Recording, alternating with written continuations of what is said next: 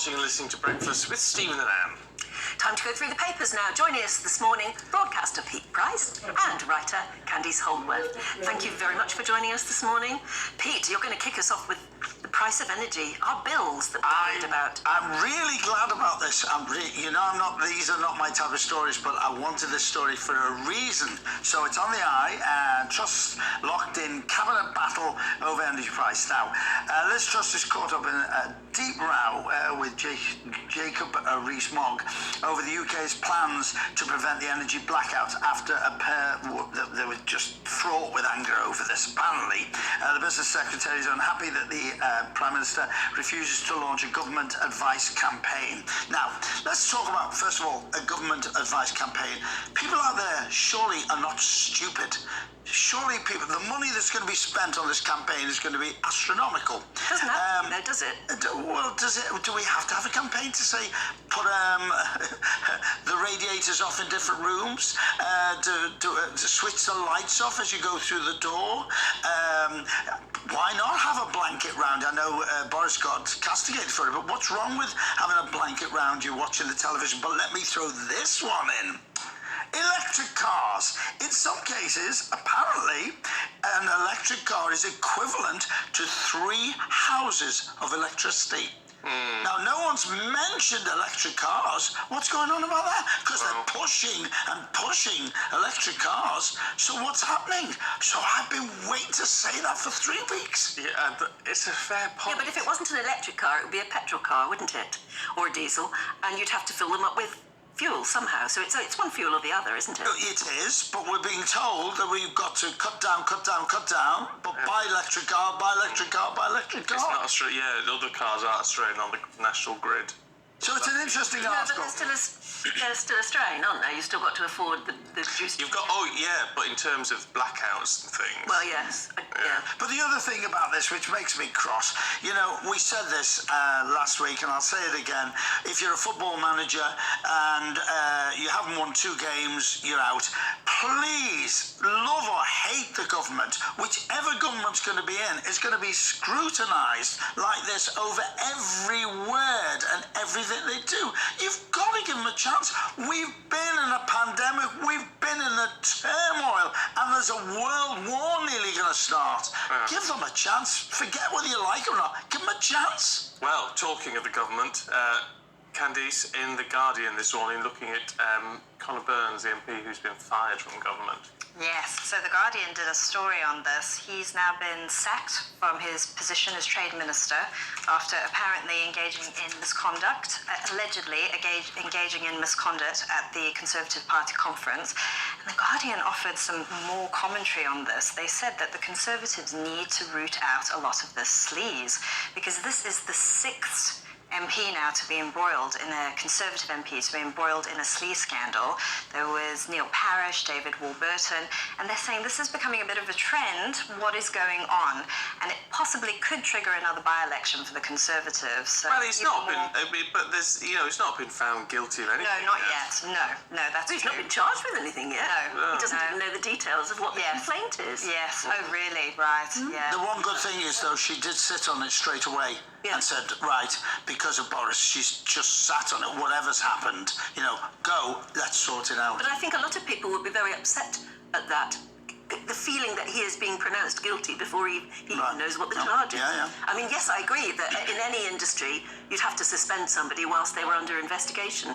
But in politics, it seems harsher than that, doesn't it? Yes, I think she's probably so cautious after what happened with Boris Johnson. She feels she has to act instantly. And I agree with what you're saying. It is allegedly. We do need to keep an open mind. We shouldn't start condemning first before more information comes out. Peter? Yeah. To Peter? We're not friends anymore. Peter. To the Express, if we may. My mother used to call me Peter. Oh. Yes. Keep it alive. This is a minefield, this one. Suella Brodman, who I thought her speech was controversial and very interesting. A cabinet rift has been sparked over this lady vowing to deliver the Brexit promises by slashing immigration. But you pick out a pointer here. She says that she wants fewer foreign workers in farming jobs. We have a large cohort of people who can work but are not working out of choice. And then the Express have put here, should labour shortages be filled by UK workers? There is 3 statements which are minefields. There are a lot of people out there that won't do these jobs. They won't work in the fields. They don't want to work in the catering industry because they think it's beneath them. And everyone then says, you know, I want a decent wage. Well, you know, we've got to start somewhere, and I'm going to upset people by saying this, but it makes me really cross. We have got many people out there that don't want to work and won't work. And I think furlough went on too long, and it made them think, oh, this isn't bad.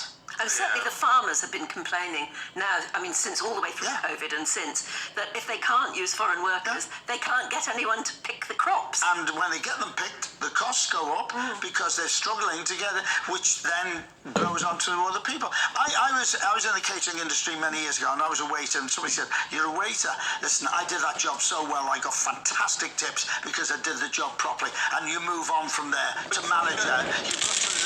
But you go to Europe or something, and waiters, it's a profession. It is a profession. Whereas here, it's just seen as a sort of side job, isn't it? And it's a proper profession. It's like a mate of mine.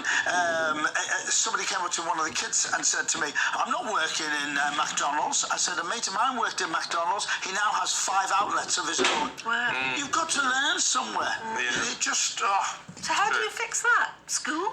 No, because they go on social media, and so because half the parents are on benefits. So I was going to say that there are a lot of kids being brought up nowadays who are not only one generation in their family have never worked, but 2 generations apparently.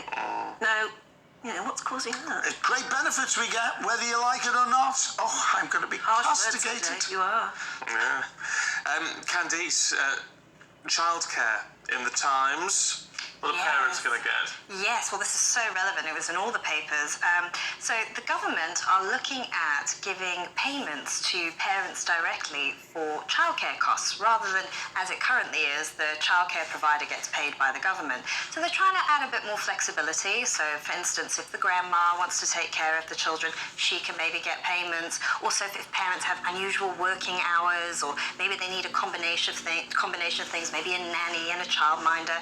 So it's actually very interesting, and it sort of fits with what they're looking at now, which is deregulation of childcare. They want to start making it easier for parents to be able to get back to work if they need to.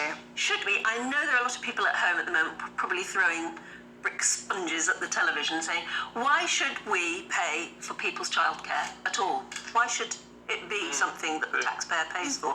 I can see steam is coming out of Pete Price's. What? Let's ask Steve. No, she's a lovely mum with 2 babies. So. Yes, well, for me, I don't just look at it as childcare. I look at it as an investment in the early years. I mean, I've got a 3-year-old and a 1-year-old, and they have so many needs. And when they go to childcare, I mean, I looked very carefully at where they went. It wasn't just somewhere where they were going to be looked after. I wanted somewhere that was going to help them develop their skills. And yes, I think we should pay for it. I do think, as a society, we should invest in it. I do, because I think. What about childless people or people who've never had families? How do they feel about the fact they're paying for other people's child? I understand that, but I think we all benefit as a society. I think later on in life, I think if you invest in children early on now, then you don't have to make up for it later on. You're going to have an educated workforce. You're going to have people, these are the people who are going to be taking care of you when you're older, and they're going to be the ones paying taxes. Oh, I don't know. You see, I find it a bit, I hate to say it, I hate to get controversial, but I have to, we have to pay for the NHS, which is providing IVF treatments so people can get pregnant. And then we have to pay for the children when they have the children. And then we have to pay for their schooling. I've said enough today. I've only just started. Now I get very cross about this because I'm from the day where grandmother had the child, auntie had the child. You made it work. You made it work for yourself, and you had to do that. There was no childcare. You went to school and that was it, and you had to make your. I don't know. It was a different world. I get your opinion that it's about investing in the future, in the generation that will pay, hopefully, for our old age, actually. But it makes me slightly uncomfortable thinking of people who don't want a family or don't have a family for whatever reason. And I know that you'll be emailing in already saying, why should we pay for other people to bring up their children? Yeah, and you see, you've got the single parents, you know, the men should be providing money instead of walking away. Look, you two, we're out of time. I'm so glad. I'll go and check my Twitter now. We'll catch up with you a little bit later on. Yeah, we'll see you later on. We need